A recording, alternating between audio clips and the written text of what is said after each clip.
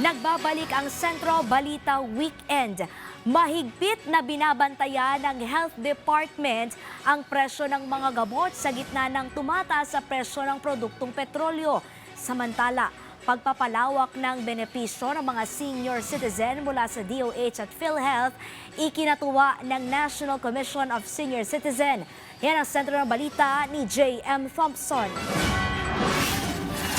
Ikinatuwa ng National Commission of Senior Citizen ang pagpapalawak ng benepisyo ng mga senior mula sa DOH at PhilHealth. Pinuri ni Atty. Maria Merceditas Gutierrez ang magandang pagbabago nito sa mga serbisyo sa pampublikong ospital, pagpapaigting ng serbisyo sa Yakap Center at pagbibigay ng mga libreng gamot sa mga senior citizen na rehistrado sa programa at ahensya. Binigyang diin-din ni Atty. Gutierrez na kailangan maabot ng mga programang ito ang mga senior citizen sa tulong ng LGUs katuwang ang pamahalaang nasyonal.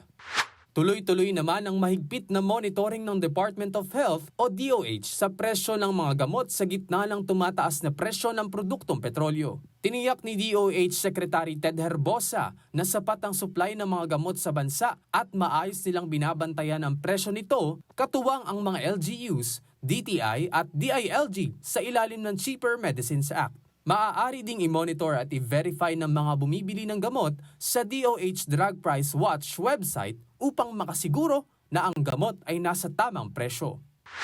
Pagsasanib puwersa ng Department of Health kasama ang 100 private sectors, development agencies at civil society organizations ay magsisimula na para makaiwas sa sakit ang mga Pilipino. Bagaman nakatutok ang ahensya sa medisina, kinakailangan pa rin ang maigting na pagtutok sa pagbibigay ng kaalaman at paraan ng pamumuhay ng mga Pilipino upang makaiwas sa sakit.